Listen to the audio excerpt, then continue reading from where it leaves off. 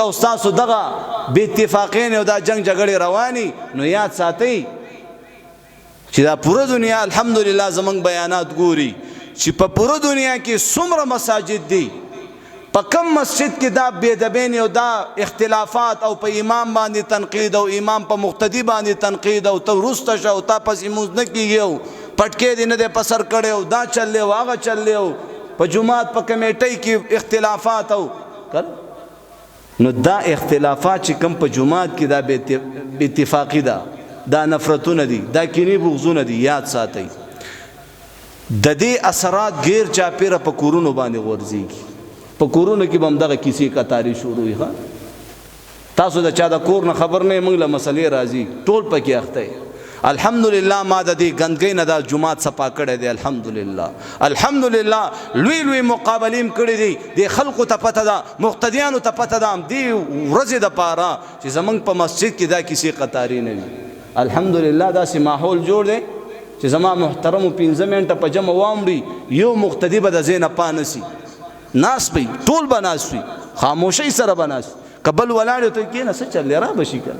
په شادیهان کې خو ګنټو انتظار کې ډاکټر ته خو په ګنټو انتظار کې او زما عزتمندو چې کوم د امام الانبیاء د محمد رسول الله په مصلی باندې یو سړی ودرېږي هغې ته یو منټ انتظار نه کې ور بشي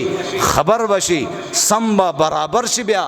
په دې خاورو کې کله تا راګیر کېږي که نه او زما محترمو په دې خاورو کې دي کېدي او د پاسه در باندې تیږي کېدي او د هغې د پاسه خټې ور وتپي او ډېرې خاورې در باندې راواچي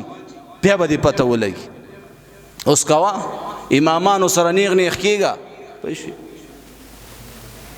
امام سره به نیغ کېږي خو چې کله امام ورته یو سخته خبره وکړي ته وایي زه بستره ګول کوه زه ما ته به هم دا خبرې کولې ما ورته دې پېره په ګندګیر ملا وړېدلې انشاءالله ما به د دې مسجد نه ونه باسې او یو به دې ځینه ورک کړم انشاءالله سپېڅلی دین د الله پاک زما محترمو یو میاشت دیزي کې ما ورته کفن را ځوړند کړی دا مولا دومره ارزان دی دومره بې حیثیته دی دومره بې عزته دی چې ته راپاسه دوی قنوت نه درځي د مونځ الفاظ او ترجمه دله نه درځي د غسل طریقه نه درځي ټول عمر دی چې کم دی په دنیا کې تیر کو یو روپۍ 2 دله راغی نو ملا ته نیغ کېږي الحمدلله د دې نه دا ماحول ما صفا کړی دی په خپل مسجد کې په خپل مسجد کې مې دا جومات د هر هغه چا دی چې دلته راځي او مونځ کوي که مسافر دی او که چې کم دی مقیم دی دا د هغې جومات دی دا وقف شوي جوماتونه دي هغه جومات کې د سره مونځ کېږي نه چې هغه جومات وقف شوی دی جومات خو چې تا جوړ کو ځمکه دې ورکړه بس هغې کې به بیا پاټوخاني نه کوې ما د الله د رضا دپاره جومات وقف کړی دی وقف کړی مې دی بیا به د یو خادم په حیثیت جومات ته راځي او خدمت به کوې وایي شوې که نه دا د جنت ځمکې دي او دا به فوراً د الله په حکم سره به بیت الله شریف سره به یوځای کېږي او جنت کې به داخلېږي دی به الله ته وایي یا الله دا ځمکې چې چا وقف کړي دي هغه خلک څه شو هغه خلک به م راوستلی شي بیا به ورته وایي ځئ جنت ته وایي نه یا الله ځان له خو وقف کول نه دي ډېرو خلکو جوماتونه ځمکې وقف کړي دي او مسجد آبادولو والا څوک نه په مسجد کې قرآن ویلو والا تعلیم کولو والا مونځ کولو والا یا هغه خلک چا چې موږ آباد کړیو هغه خلک به هم زما عزتمندو راوستلی شي او بې حسابه په جنت کې داخل شي جوماتونه آباد کوي مؤمن به په جومات کې خوشحالی مؤمن به په جومات کې خوشحالی نن زما عزتمندو ګوډې خوږېږي بس آسانه بانه به یې جوړه کړي ډایرکټ به کرسۍ راوالي په کرسۍ کې به مونځ کوي تاسو لاړ شئ علماو سره کېنئ علماو سره کېنئ قرآن حدیث وګوره ډاکټر له لاړ شه مفتی له لاړ شه هغې نه اجازت واخله بیا په کرسۍ کې مونځ کوه بس آسان کارونه دي بس ځان تم دین د خپل ځان بس تابع جوړ کړی دی بس یاره جي بس تبه مې ده بس په ناسته مونځ وکړه قسم بالله مونځ ټیمونه د خپل ځان ولې خېټه حاجي صاحب را روان دی مونځ ورته لږ لیټ کا په دې خبره ورسېدې ولې مالدار دی مونځ ورته لږ لیټ کا چې نه راشي او د امامت نه دې ونه باسي ما ته به هم خلکو داسې ویلې ما ورته موږ د پوره دنیا امامانی د پوره دنیا فقیر ته یو دروازه بند سل دروازې ورته کولاوي زه د یو مسجد دپاره الله دنیا ته نه یم رالیږلی چې د حق وینا دپاره زما دا خوله بنده شي په دغه ورځ باندې دې ځمکه وچوي او پکې روغ دننه شم ځه په دې باندې والد سے ما سره مخالف، استادان مخالف، وي ته موږ له کار ګوري. مې د قیامت په ورځ باندې چې کم کار به دې مخې ته پیغېږي بیا به ورکړي جواب. نه به م ښودو راته قرآن او حدیث چې راته وښودو بلغوا عني ولو آیه،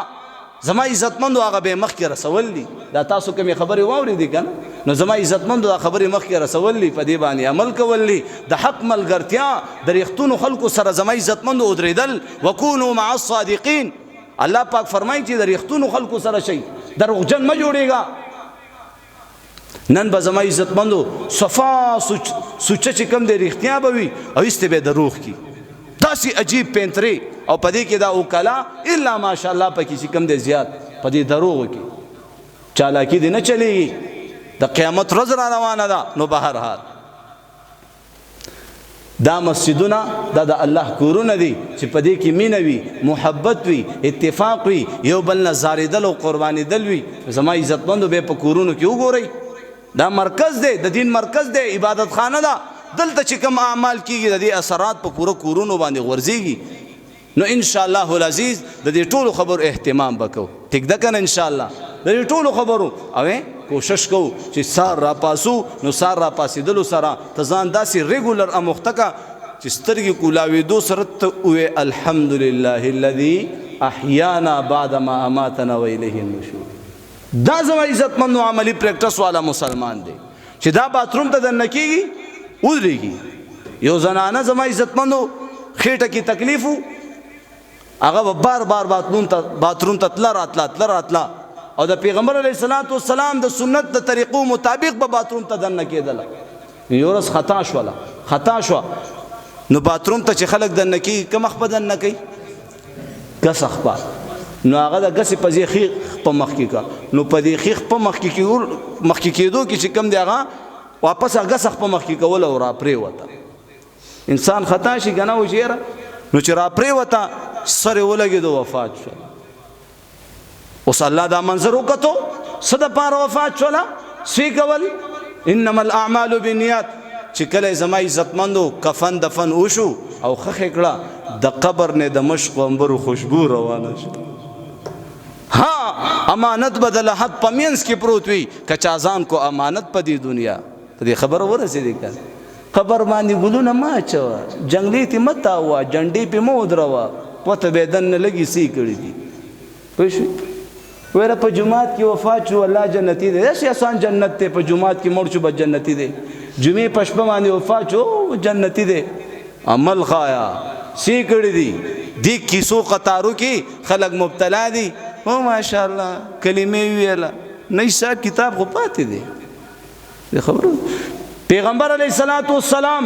فاطمه بی بی ته فرمایي اے زما لوري، اے زما نیسبینې لوري، په دنیا کې دې څه خدمت وي وایه زه حاضر یم تابعدار یم، خو د قیامت په ورځ کو قرآن راونیولي والله که دې ته اخلاص وکړم.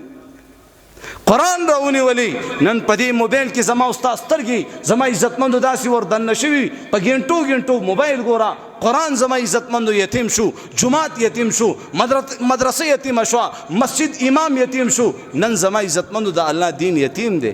دې خبرو ورسېدې که د الله دین یتیم دی. خو د دې ټولو خبرو وا الله پاک نن خلق دومره تنگ شوي دي. ومن اعرض عن ذکری فان له معیشة ضنکا. الله پاک فرمایي زما د یاد نه تاسو غافل شولئ، زندګۍ نه به درله تنګې کم. نن وګوره په بار ملکونو کې باقاعدې د خودکش زما عزتمندو ځان د پانسۍ دپاره او د ځان د وجلو دپاره او د خودکشۍ دپاره ماشینونه باقاعده ورته جوړ کړي. بس هغه ماشین کې وردن نه کې داسې چې کم یو تنګ شوي ورشي هغه ماشین کې سملی بل طرف ته ریزه وباسي. زمونږ مسلمانان هم دا چې کم خودکشۍ نه کوي نو زما عزتمندو د هغې وجه دا ده. دې خبره ورسېږي. یو کس ما پسې تبلیغ والا تله راتله ویل قاري صاحب دا چې کوم دی داسې ظلم او ستم مور او پلار سره کوي، د پلار په دماغو تمانچه کېدي او پیسې ترې نه وصولوي، او تاسو راشئ د الله د رسول خبره ورسره وکړئ که چېرته الله پاک. نو زما محترمو زه چې لاړم 3 پاوه وخت ما هغه سره د الله د رسول خبره وکړه. ځان سره مې جومات ته را روان کو، ما ته لاره کې وایي قاري صاحب زه تاسو سره قرآن شروع کوم. مې خو ډېره ښایسته خبره ده، اوسه پورې څه کړو قرآن شروع کړئ هلکه. مې ټیک ده انشاءالله موږ ستاسو خدمت ته دلته ناست یو، راځه. خو چې کله مې ماسخوتن مونځ له دلته راوستو او زه مصلي ته وړاندې شوم او ما ویلې الله اکبر بس هغې ټوپ کړو وتښتېد د امام د سترګو نه شرمېږي او راشي که نه څه ناڅه نو هغه الله پاک پرېږدي نه اوی ورکېږه فورا یې د جومات نه وباسي دا ځایونه د الله ځایونه دي دا د الله کور دی نو زما محترمو چې بیا مدرسې لاړم او سار مدرسې نه راغم طلباو ما ته ویلې قاري صاحب ویا پرون کم کس چې تاسو سره ګوته وکړه د هغې نه خبر شوې مې نه وایي هغې خودکشي وکړه څه وکړه خودکشي وکړه د دې به څه راوځي د دې به څه حل راوځي دا شنې لښتې دي اوس ځینه په دې باندې کوشش محنت شروع کوي په دې ماشومانو باندې کوشش محنت شروع کوي دې ته دین وښایي زنانو ته دین وښایي ماشوم ته په سر باندې ټوپۍ ماشومې ته چې کوم دی درون لباس دا بې نستوڼو جامې ماشومانو ته مه اچوئ اوس ځینه دی ورته چې کوم دی بې نستوړو ور اچولې دي پیسې پوره ورکړي او کپړې ترې نه نیمګړې راوالي هلکه ورته یې نستوڼې ورسره راکوه که نه یار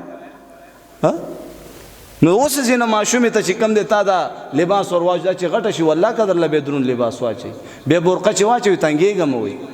وایي سا مې ډوبه ډوبه کېږي سا به خود ډوبه ډوبه کېږي یاد ساتئ د خپلو بچو ته په وخت باندې نکاحګانې وکړئ خپلو لوریانو ته په وخت زما عزتمندو نکاحګانې وکړئ ډېر لم لیټ کومه په خلکو باندې ډېر ځان وردرنومه یاره دا وکړه هغه وکړه نه لانې ورکوم وخت یې پوره دی ورکوه دا د ورکړې شی دی خدای ناخواسته دومره لویې مسله به درله وګوري بیا به په شرمونو باندې شرمېږي یو طرف ته جنید بغدادي شي بل طرف ته رابعه بصري زما عزتمندو دې سره دریم شیطان دی موږ پسې شیطان لګېدلی دی لوی لوی بزرګان یې دوکه کړه لوی لوی زما عزتمندو بزرګان یې ښځې دوکه کړلې ته خبر هم نه هغه ورځ مې یو کس راغی ویره جي زه په دې لور باندې دومره پیسونه دومره پیسې او خرچې کوم او بالکل ټکې ورپسې نه انخلي زموږ یو مولانا صاحب ورته ویلې د دې کور د کمرې تالاشي والا د ده د کمرې تالاشي والا چې کله د کمرې تالاشي اخیستله پر رب کعبه قسم د هغې زما عزتمندو د بیډ نه لاندې وړوکی شان موبایل راووتو موبایل کې 1 بجې اس ام اس شوی دی 2 بجې اس ام اس شوي دي زما عزتمندو څلور لکه روپۍ یادې کړلې چې په هغې باندې بار ملک کې چا سره خبرې اترې شوي او اس ام اس شوي دا به خاورې سبق وي دلته به خاورې څه یاد شي ډېرې خبرې دي داسې یو جنۍ په ډولۍ کې خاوند کور ته راوړه چې راوړه زما عزتمندو هغې ځان سره د خاورو تیل هم راوړه خاورو تیل لږ ساعت پس وي زه حاجت پوره کوم واشروم چېرته دی واشروم ته لاړه او زما عزتمندو تیل یې په ځان واړول او ځان ته تیلی ورته کو او باتروم کې چغې شولې د خلکو ورپسې دروازه ور ماته کړه دا یاد ساتئ چې بې خوښ یو وي او ودیږي بل ته بیا به دا منظر ستا مخې ته راځي نو په وخت باندې صحابه د صحابو نه ته زیات غیرتي د صحابو نه زیات غیرتي نه هغه په جومات کې ودرېدو د چا به لور پیغله وه هغه واضحه وویلې زما لور پیغله شوې ده څوک د نکاح قابل وي راشئ اصول دي د شریعت بار یوه ښځه روانه ده ته هغې ته ناس ور واچوه خلک در سره څه کوي